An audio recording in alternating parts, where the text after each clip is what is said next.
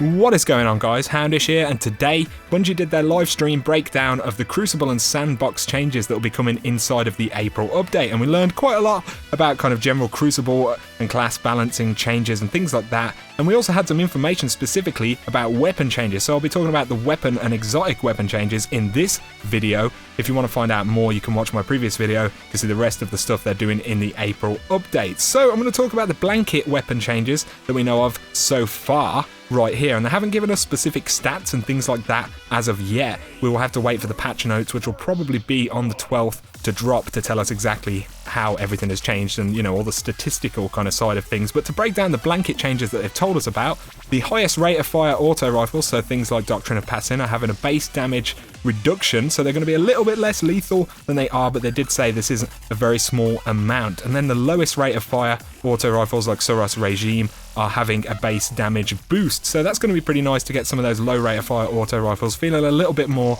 legitimate inside of PvP. Onto pulse rifles, the lowest rate of fire pulse rifles, so things like the Messenger and Spare Change, are having an increase in base damage, so that'll be pretty nice because they have been pretty much redundant in the current Crucible meta. Onto hand cannons, no major changes, nothing to target acquisition, which I know a lot of people wanted to happen, but we're having a base ammo capacity boost, which is definitely going to be good in PvE, so we're going to run out of hand cannon ammo much less, and of course that'll be useful in PvP as well, going on crazy kill sprees. Onto fusion rifles, they've just got a base stability increase, so there's going to be less spread on the projectiles of a fusion rifle essentially, so more of them will hit the target more regularly, and from what we can see in some of the gameplay we saw, it looks like fusion rifles are definitely going to be a lot more consistent in the future. And then finally, sniper rifles, and there's been quite a few changes right here. So they've basically increased the distance on the kind of close range scope, so things like short gaze will have more zoom to kind of decrease its close range effectiveness, and you can actually see this in some of the gameplay.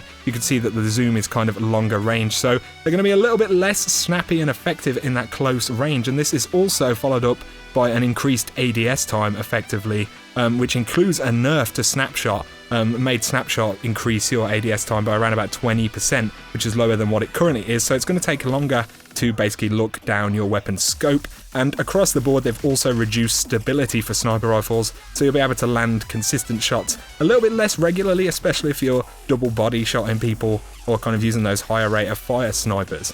So that's everything we learned about blanket weapon changes, and of course, like I said, we will see the exact numbers and stats for all of those things soon in the patch notes. But now to exotic weapon changes. So the Mida multi-tool, we can see a usage chart of it right here, and obviously its usage went up a hell of a lot in December when it was introduced into the game, and you can see those spikes kind of appearing on PvP events like Trials of Osiris and Iron Banner. So what they're essentially doing is removing the high caliber rounds effect that is on the Mida multi-tool as standard, which is going to cause a lot less flinch to enemy targets. So when you're using the gun, it's going to feel pretty much as effective, but when you're being hit by it, you won't get that massive flinch that kind of disables you from even gunfighting. And that's definitely one of the biggest problems with Mida, in my opinion, so I'm pretty happy about that. The Suros Regime is having a base damage buff, which is always pretty nice. The spinning up perk is going to start a little bit later, 4 rounds later specifically if you're using spinning up, because it's going to be a little bit more fierce in general, so they needed to kind of balance that out.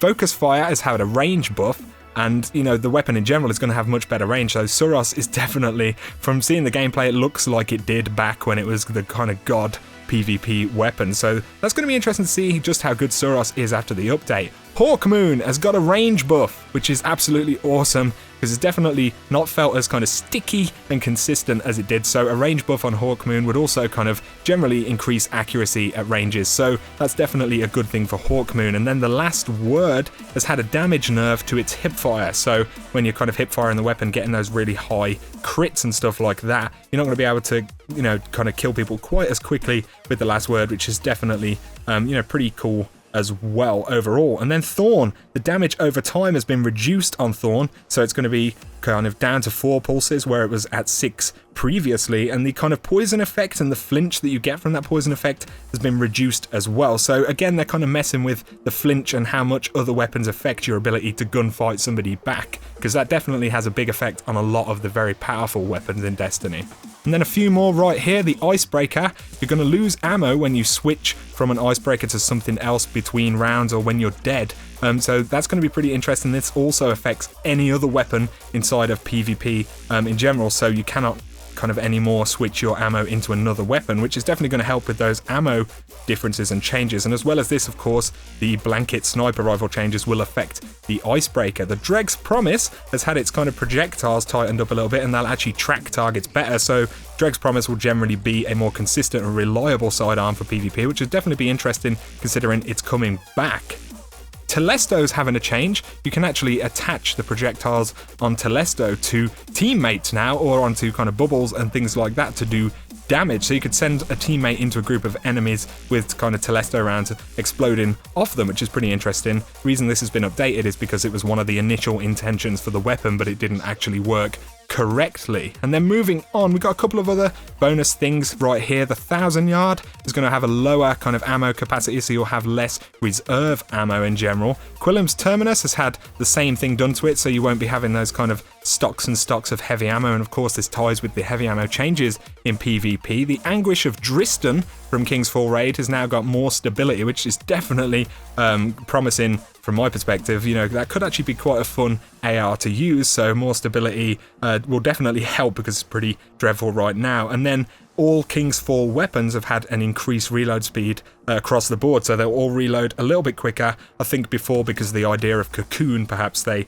hit the reload speeds a little bit harder than they would want to now that we've had some time in the game. But there you go, guys, that's a breakdown of the weapon and exotic weapon changes that we know of so far. Like I said, this is just what they broke down loosely on stream, but it all sounds pretty promising to me. We will get the full patch notes, which I will annotate and link into this video when they are available. So let me know down below what you think of these changes. Hope you have enjoyed the video, guys. If you have, drop me that like and comment as always, and if you're new to the channel, you want to see a lot more Destiny content, feel free to hit that subscribe button. But for now, you guys take it easy. Catch you very soon.